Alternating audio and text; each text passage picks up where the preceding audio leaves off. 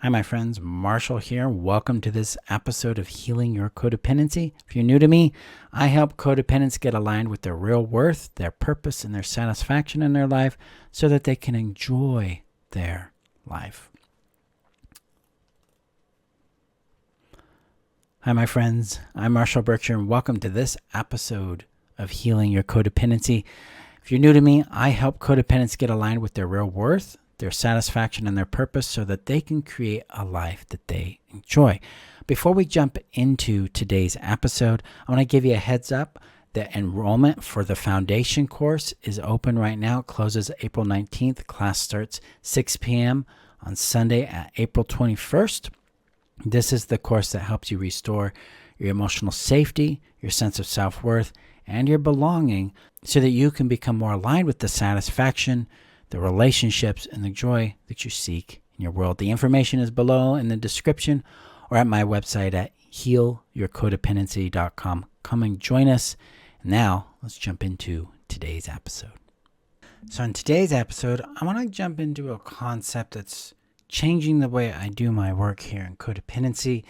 It's a foundational part of the work now, and it's what I'll be teaching going forward as we move into transitioning our lives from codependency into creativity, into building lives that we enjoy having in our world. In other words, let's move from codependency into a sense of satisfaction that we want for us. And so this starts with a simple equation.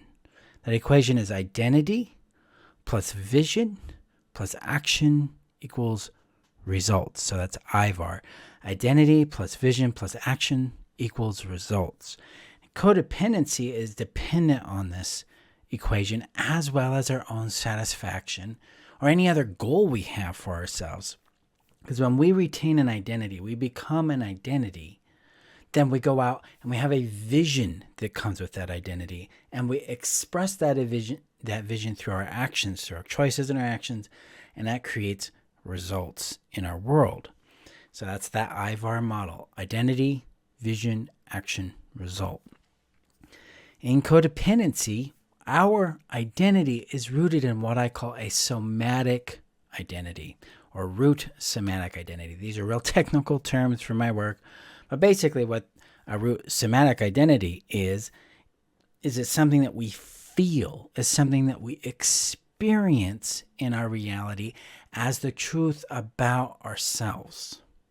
And in codependency, that root identity is shame. Why do I say it's shame? Well, over the last 15 years of doing this work, both with myself and with thousands of other codependents, it always comes up consistently that I don't feel worthy. I feel inadequate. I feel wrong. I feel broken. I feel bad about who I am. These are all expressions of that root shame identity coming out. And they inspire our codependent behaviors. No wonder we're people pleasers. We're trying to avoid the shame of being inadequate, unloved, or unlovable, or unwanted. No wonder we're grasping onto perfection. We're seeking some sort of perfect outcome because we feel shame about inadequacy. We feel shame about flaws. We feel shame about not being enough for a person. No wonder we tolerate unhealthy patterns of behavior. I call that toxic accommodation or being nice. Underneath this is this shame of I don't have a right to stand up for myself. I'm not worthy of advocating for myself. I'm not worthy of upsetting someone else for my behalf, for my well-being, right? Shame. Boom, boom, boom. Now, the shame identity is not something we were born with. It was something that was created within us when we went through a cycle of being abused and harmed and neglected, and then we internalized that as, oh, this is happening to me because there's something wrong with me. There's something bad about me. There's something unlovable about me, and that's why they behave this way. Part of the complexity with this identity is it involves the Fond Reflex. So what is the Fond Reflex? The Fond Reflex is our body's automatic choice to please and appease another in order to lower the threat of danger with that person. In other words, the body thinks, hey, if I'm appealing to them, if I'm invisible, if I'm small, if I'm out of the way, if I make them like me, if I be like what I think they want me to be, they won't harm me. They won't come at me again. They won't do the dangerous, scary thing towards me. Instead, I might feel safe. I might have a sense of connection, a sense of belonging, a sense of worth, because this person might like what I do. The Fond Reflex is invoked when the body cannot escape and cannot defend itself effectively. And then what happens in that fawning reflex is we take in the feedback from the other person and internalize it as a truth about ourselves. And then we're like, yeah, there's something wrong with me. No wonder they don't like me. No wonder they yell at me. No wonder I'm not being loved. I've done something, or I'm being something they don't want. And that comes from this creates this illusion of inadequacy that we then have a shame response to, and that gets locked into our bodies as a root identity, meaning I am bad. We don't necessarily think it all the time, but we feel it all the time. We live from it all the time. We frame the world through this lens constantly. This is why we pursue things like being an overachiever or avoiding the scary risk that would bring us what we want in our life. This is why we work hard to avoid disappointing people and getting rejected, and we want to be approved of, because this internalized somatic identity of shame is running the show. All right, so what do we do about this root shame identity? One, we need to understand that we don't have to undo this identity at all. A lot of times, a lot of the work out there is now we go towards the thing, the bad thing, the thing we think is wrong or bad. My work, we don't do that. Instead, we turn towards it, we embrace it.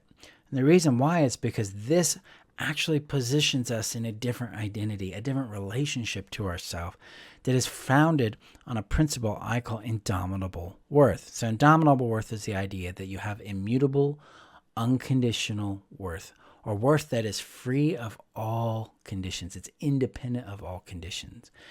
When we come from this state of indomitable innate worth, we respond to things that are counter to it with curiosity, with observation, with a simple, warm witness and presence towards it. We do that because the indomitable worth identity is whole. It's innately complete. It has no need for anything to be added to it for it to be complete or worthy or whole. Instead, it views things as an experience, like, oh, there's a part of me that really identifies with being shameful and unlovable. Interesting. I'm going to observe that for a while. I'm going to be present with it for a while. I'm going to care about it. That's our first step, as we start moving towards it from a different identity. The second thing we do is we start understanding this identity of indomitable worth. An indomitable worth identity is centered, it's peaceful, it's calm, it's curious, and it's attuned to itself and its environment. It's not reacting to things outside of it. It's choosing how to respond to them instead. When we take this kind of identity on, we start to shed all the pain, all the assumptions, all the conclusions, all the have-tos and musts and can'ts and won'ts that we carry in our system. And we start to discover what we are not. It's one of the paradoxes in identity work is that we shed identities so we can find out more of ourselves. Because there's nothing to add to us in my work. There's things to just discover, and sometimes there's things to let go of, and that's often identities that no longer work for us. So when we are doing the work of being rooted in our indomitable worth and the identity that emerges from that, we start to discover who we aren't. And in that contrast, we start to understand who we are. So we're not choosing something to be at this point. Instead, we're discovering that we are already this thing. This is where a new vision comes into view.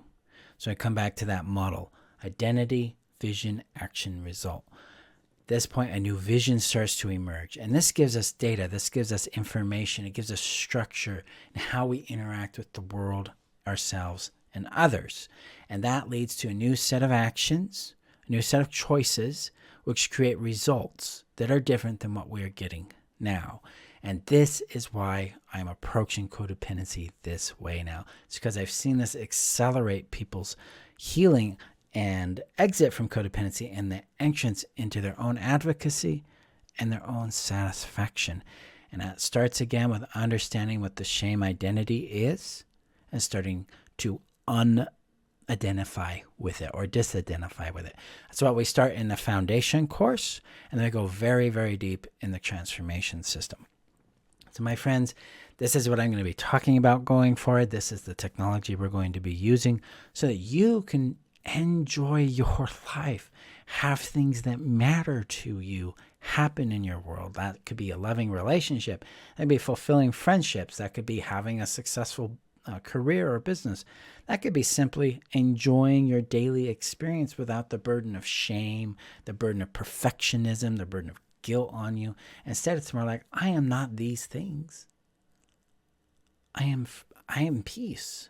I can enjoy that rest. I can enjoy that play. I can have the energy back that I put into those things. I can feel rested, restored, energized, curious about my world. So that is our work going forward from here. So watch out for the next series of episodes. We're going to go into this. We're going to help build out this concept so that you can apply it in your healing work. And if you want to go deep on this, join me in the foundation course and in transformation. So you can get information in the links below in the description or at my website at healyourcodependency.com. Thank you, my friends, for being a part of this episode. Go gently with yourselves. Let me know what you thought. Let me know your thoughts in the comments below, and I will see you in our next episode. Bye-bye. So thank you for watching this episode. Now, if you're looking for more tools, guidance, support in your healing and in your freedom, you can join my work by going to join.freetheself.com.